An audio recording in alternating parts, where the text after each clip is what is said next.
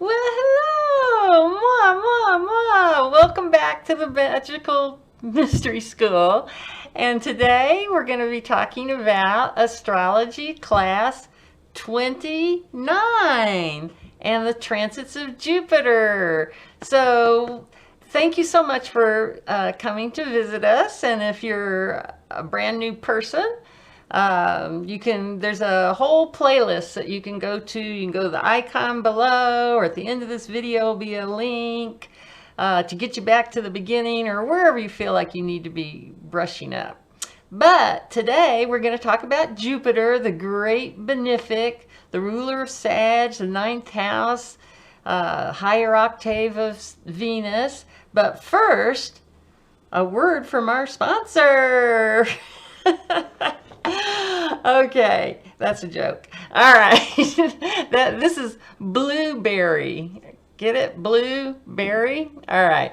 Anyway, the reason I just do want to make a few announcements first.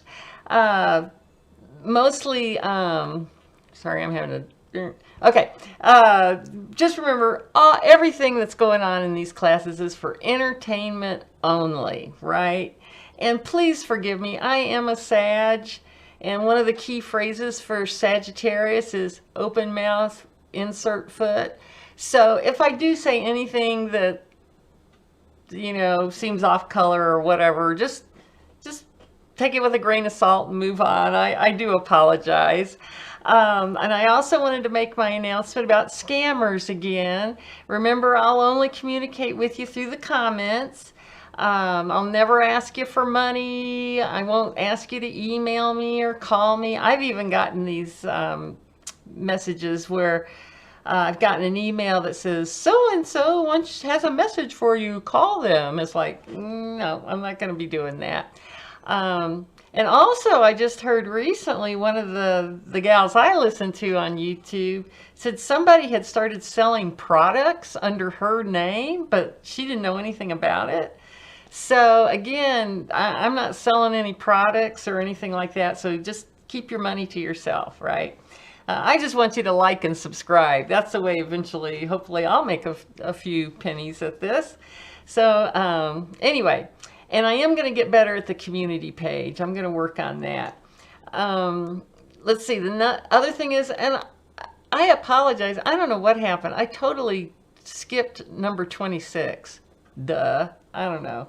Anyway, I'll figure out something, but I didn't want to change up the order, so I'm going to continue with the order of the planets throughout going through the solar system. And I also wanted to ask you if you guys have an opinion on this, the length of the videos. When I started this, I was shooting for having the videos around 15 minutes, but I understand from YouTube they like them even shorter. So now I'm shooting for 10 to 15 minutes. So let me know if you like that or not, or what your thoughts are. And anyway, comments, feel free to ask questions or whatever down below, and we'll just keep plugging along. Okay, Jupiter, the big Santa Claus out there, the biggest planet. And that's really our human nature, is that we're here on this planet to expand our minds, our experiences. Jupiter is also a very social planet. Rules laws, higher education. Remember that ninth house Sagittarius stuff. Jupiter is also one of the transpersonal planets, Jupiter and Saturn. So the personal are Sun through Mars, and then we're going to have Jupiter and Saturn, and the outer generational planets are Uranus, Neptune, and Pluto. So Jupiter is going to take 12 years to get all the way around the solar system or around your chart. And remember, these personal planets are taking a year. Mars, 2 years at the longest is the longest. So it's going to spend about a year in each sign, and about a year then in each one of your houses. So right now, as we speak, Jupiter is in Taurus. So look in your chart. That's where you can expect growth, expansion, big ideas, big energy, that kind of thing. Now for the transit, people usually say, give it about a month coming and a month going away now, or applying and separating. And for myself, I really feel that when the planet's coming up to conjunct or square, trine, any of the aspects, I'll feel that I'll feel that coming on. And then when the hit comes, and it could be a square or an opposition, I definitely feel that. And then for me, pretty much after the hit goes by, I still feel it for a while afterwards, but it dissipates a little quicker. Now, Jupiter is going to have a return, just like we had a solar return, a Mars return, a Venus return. You're going to have a Jupiter return, but it's only going to happen every 12 years, and it's pretty much like clockwork. So you can look back at your life, what were you doing when you were 12 years old, 24, 36, 48, and that will be your Jupiter return years. Now, for me, I must admit, especially when I first started studying astrology, I'll never forget my first Jupiter return. I was like, universe, gimme, gimme, gimme, gimme, gimme, gimme, gimme, right? I was like, what great things are going to be coming in here? And I kind of felt like nothing. I was sort of disappointed. And what I've learned over the years, that for me anyway, that Jupiter expansion and growth, although, yeah, it's always a nice time, like Venus. It's, it's the higher octave of Venus. It's pleasant, that's for darn sure. But for me, it was more of an internal growth, an internal expansion. So that's what I mean by the art of interpretation. Especially this first year or so of studying astrology, you need to understand how these planets and cycles are affecting you personally. Okay.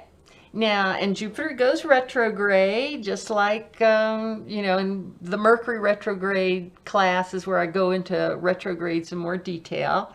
But it goes about 9 months direct, then it'll stop, and go retrograde, station and stop, and then go direct. For about 4 months, it'll do this little dance. So if you've got a planet up there or any kind of aspect, that during that retrograde, Jupiter's going to conjunct, oppose, whatever, 3 times. So again, that's another one that you really want to kind of focus in on and see where that's happening in your chart. And like I said, Jupiter right now is in Taurus. So just remember your elements, right? So any earth sign is going to, if you've got Mars and Virgo or whatever, that's going to be an earth sign. That's going to be a pleasant, more easy energy. But if it's and water, it's going to be a little easier. Fire and earth, not so much, or air. And the same with the cardinal, mutable, and fixed, right? So since Taurus is a fixed sign, the fixed signs are going to give you troubles, as opposed to being a pleasant energy. Okay, so now let's just talk a little bit about the negative and positives of Jupiter. So we know that Jupiter expands, magnifies everything in its path, basically. So one of the things it can do, because it is such a pleasant energy, it can actually kind of get you in this sort of ho-hum, take it for granted, everything's wonderful, and you might miss out on an opportunity. So if I were you, I would look to see where are those trines, where are those sextiles, because you don't want to miss an opportunity just because it's so nice sitting in your backyard reading astrology books, So do look for those opportunities. The other thing a Jupiter transit can do, and this would be more of the squares and oppositions, is making you feel restless, that you do want to do something different. Remember, Jupiter rules international. Maybe you want to move abroad or at least go on vacation, but you'll have that more of that I want more, and you'll want to move and strive. Now, the other thing I already kind of mentioned was Jupiter is mind expansion. So that can mean when you get a Jupiter transit, you may very well want to go back to school. Yeah, I was a college professor and teaching landscape design in my past life.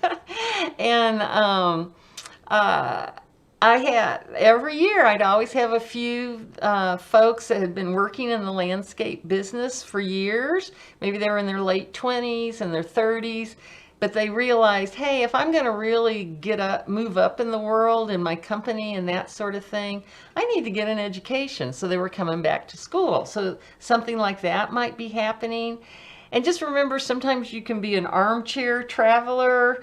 It can also expand your philosophy. You know, this is a mystery school, so maybe you'll get more involved in mystery school subjects or really take some real serious astrology classes.